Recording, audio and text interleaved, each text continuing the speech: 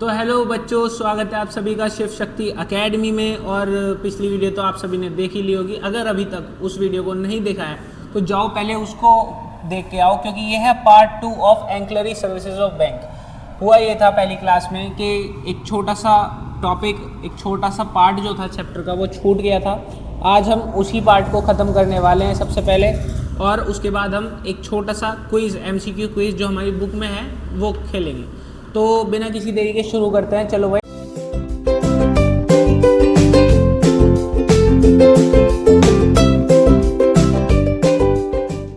तो स्टार्ट आता है सबसे पहले ब्रोकरेजेस सर्विसेज है। अब देखो ब्रोकरेज क्या होती है, साफ हिंदी भाषा में बोलूँ तो दलाली।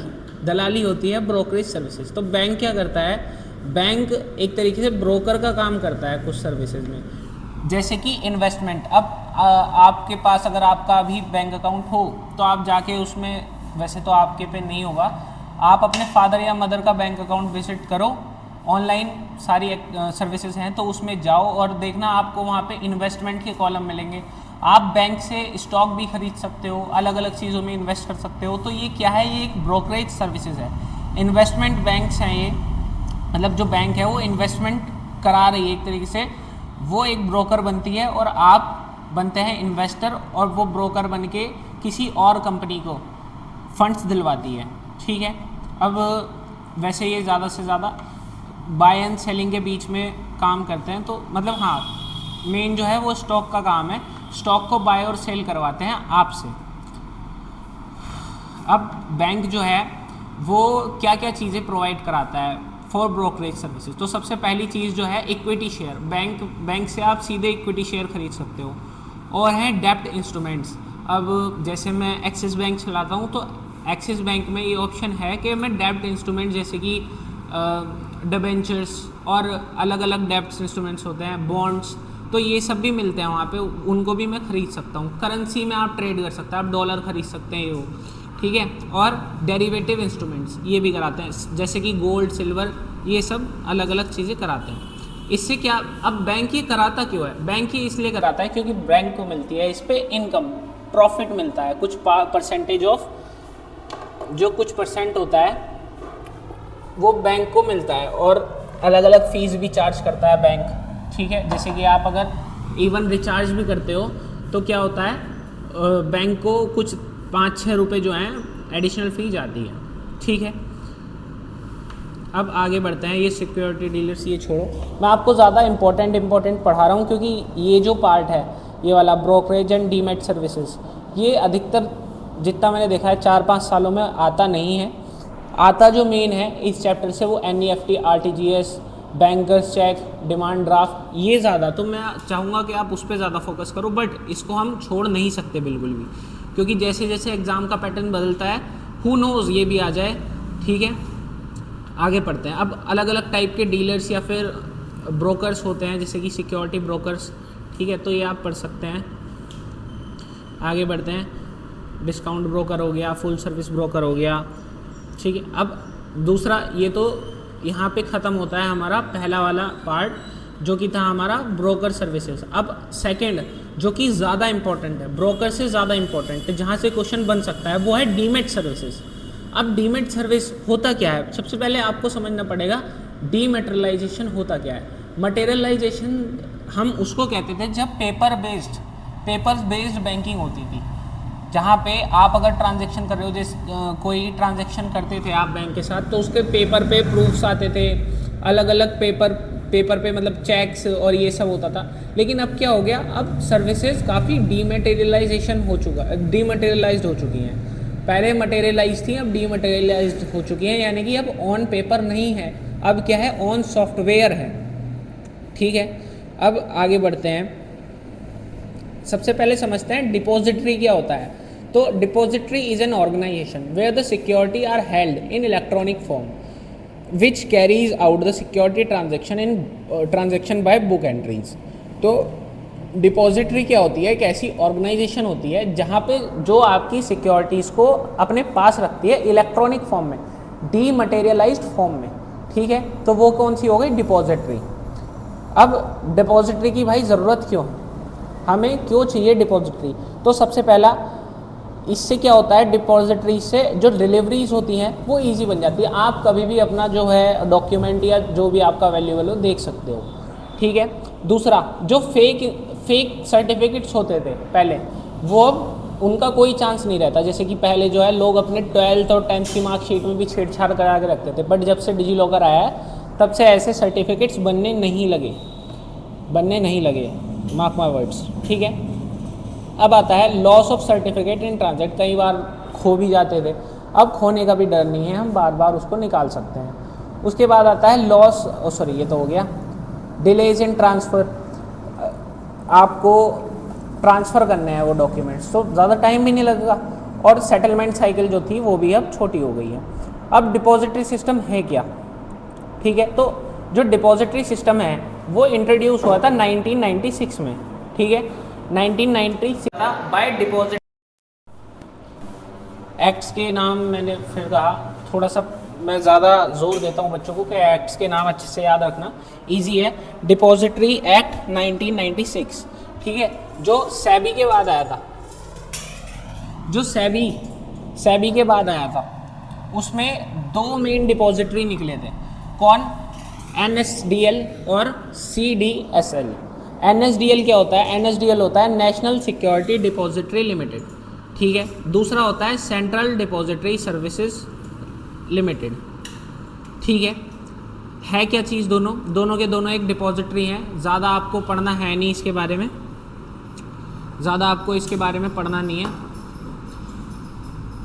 ज़्यादा डीप में ना जाओ तो बेटर है, क्योंकि ये इतना ज़्यादा इम्पोर्टेंट नहीं है, ठीक है।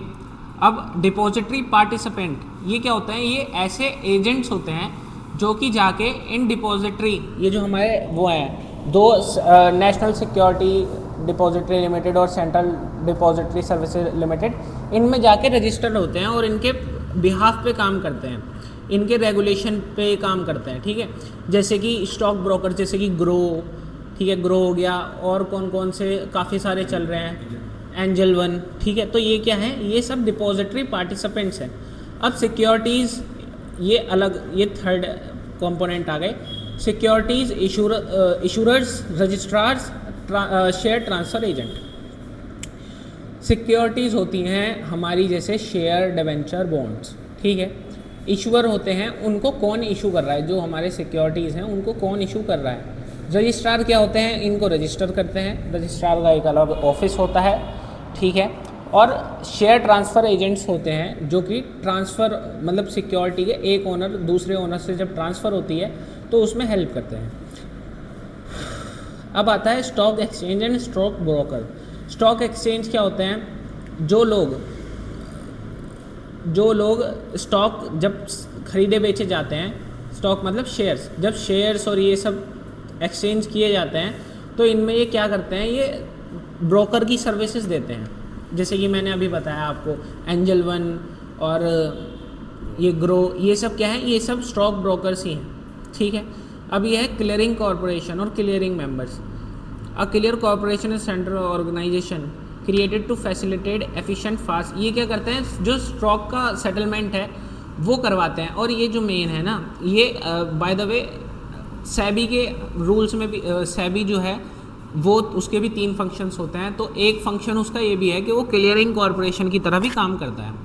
लास्ट है बैंकिंग सिस्टम। बैंकिंग सिस्टम करते हैं बैंक, जो कि मेंटेन करते हैं करंट अकाउंट, मतलब अकाउंट्स मेंटेन करते हैं, ठीक है। डिपॉजिटरी सिस्टम की सर्विसेज क्या है? डीमेटेरियलाइजेशन, डिपॉजिटरी सिस्टम का ओपनिंग होना, redematerialisation, settlement of trade, account transfer, ये सारे के सारे बहुत सारे हैं। तो ये सब वो हैं। अब डीमैट अकाउंट खुलता कैसे है वो आप पढ़ लेना, ठीक है। डीमेटेरियलाइजेशन प्रोसेस ये मैंने आपको बताई दी, होता क्या है, कैसे होता है। और ये समझ लेते हैं परचेज और सेल्स की ट्रांजैक्शन प्रोसेस कैसे होती है। तो इशूरर क्या होता है? इशूरर जो है NSDL से जाके कनेक्ट करता है, सीधे जाके कनेक्ट नहीं करता, NSDL के बिहाफ पे डिपॉजिटरी पार्टिसिपेंट्स जो होते हैं वो कनेक्ट करते हैं। यानी कि जो इन्वेस्टर होता है वो पैसे देता है डिपॉजिटरी पार्टिसिपेंट्स को, डिपॉजिटरी पार्टिसिपेंट्स वो पैसे फॉरवर्ड करते हैं NSDL को, और NSDL जाके उसे इशूरर को दे देता है। इशूरर वो होता है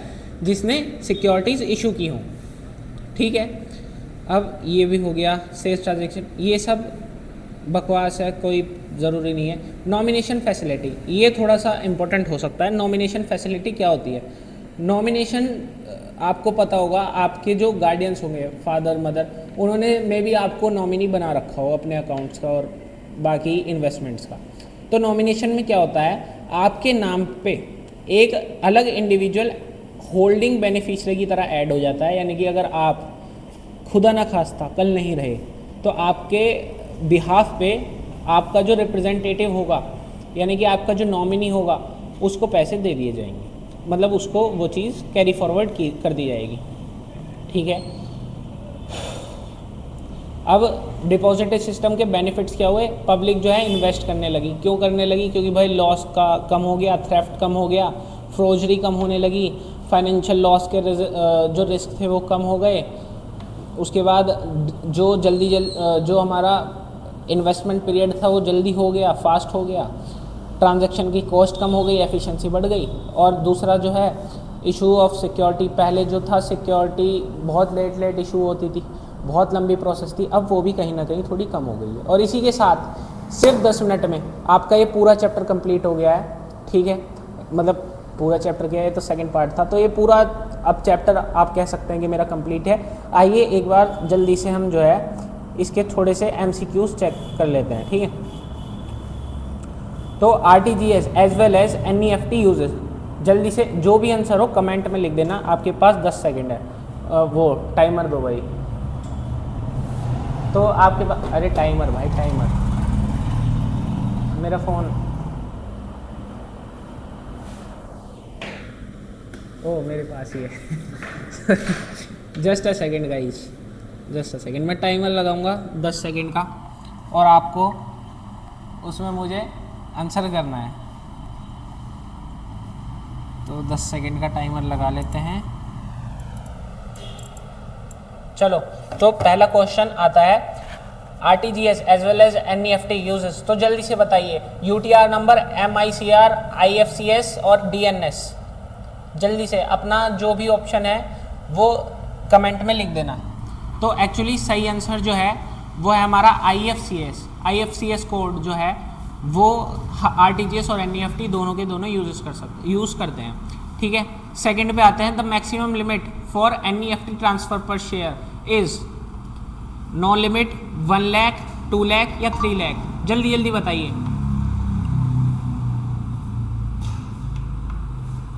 times up. The maximum limit is 2 lakhs in NEFT. Third question, what are pay in slips use in bank, sorry why are pay in slips use in bank. जो पेन स्लिप्स होती हैं बैंक में वो किस लिए यूज़ हो जाती हैं?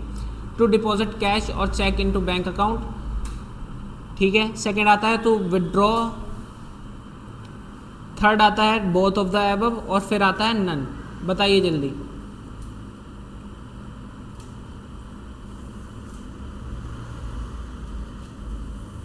Times up. इसका सही आंसर है ऑप्शन नंबर ए। अब आते हैं क्वेश्चन नंबर 4 में। What is the safest cheque from the receiver's point of view. कौन सा चेक इनमें से सबसे ज़्यादा सेफेस्ट है? Account payee cheque, bearer cheque, cross cheque या डिमांड ड्राफ्ट।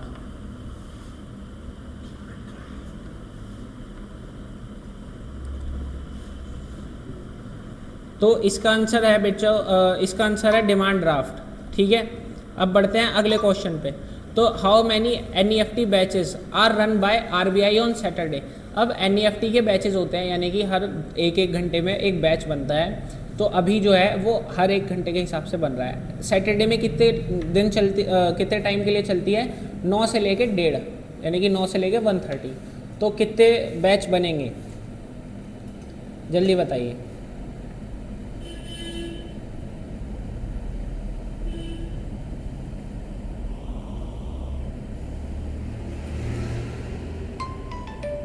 Times up. इसका आंसर है 6। आगे चलते हैं।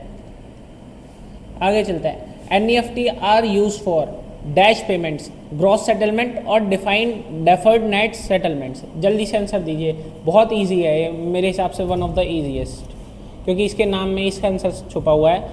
Times up. तो NEFT stand for national electronic fund transfer, और ये नेट सेटलमेंट करता है, क्योंकि GS ग्रॉस सेटलमेंट वो RTGS करता है, ग्रॉस सेटलमेंट RTGS करता है, NEFT नेट सेटलमेंट करता है। ठीक है, अब आते हैं what is the minimum amount limit for RTGS। तो RTGS की लिमिटेड जो मैक्सिमम मिनिमम लिमिट है वो कितनी है? नन 50,000, 2 लाख या 10 लाख? टाइम्स अप, इसका आंसर है 2 लाख, सी। अब question number 8, what is the fastest mode of payment? Fastest mode of payment कौन सा है? क्रेडिट कार्ड, RTGS, NEFT या चेक? जल्दी बताइए, जल्दी बताइए। द आंसर इज RTGS, क्योंकि वो रियल टाइम ग्रॉस सेटलमेंट करता है, एकदम से सेटलमेंट कर देता है। ठीक है, अब आते हैं question number 9, on weekdays RTGS available on, मतलब available between. RTGS normal days में कितना चलता है, किस किस टाइम? तो आपका टाइम होता है ख़त्म। इसका आंसर है बी, सुबह 9 बजे से लेके शाम को 4:30 बजे तक RTGS चलता है। अब आते हैं लास्ट, ओहो यहाँ तो आंसर दिख गया। तो अब आते हैं last, on which day NEFT operates hourly batches? कौन से दिन आवरली बैचेस चलते हैं?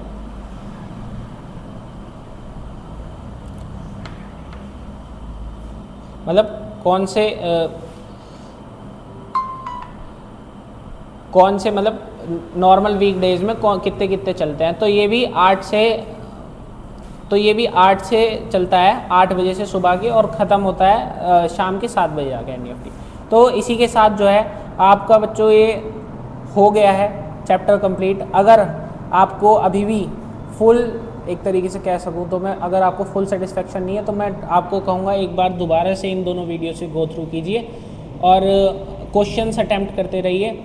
जो मेन पार्ट है वो तो 1.2 से लेके 1.5 तक है, वो आपको बिल्कुल ऐसा कर लेना है, बिल्कुल अपना पक्का, जो आपका एक भी नंबर नहीं कट पाए। और अगर आपको कोई भी डाउट आता है तो आप किसी भी टाइम हमारे इंस्टा हैंडल पे आप हमसे कनेक्ट कर सकते हैं, अपना डाउट पूछ सकते हैं। हम विद कोई भी फीस नहीं, कोई भी चार्जेस नहीं, और हम आपको उसका इंस्टेंट आंसर प्रोवाइड कराएंगे। आपका डाउट बिल्कुल पूरी तरीके से सॉल्व करेंगे। बाकी आज के लिए तो इतना ही, मिलते हैं अब आपसे किसी और दिन किसी नए चैप्टर के साथ, इसके चैप्टर 2 के साथ। तब तक के लिए bye bye, thank you everyone, thanks for watching.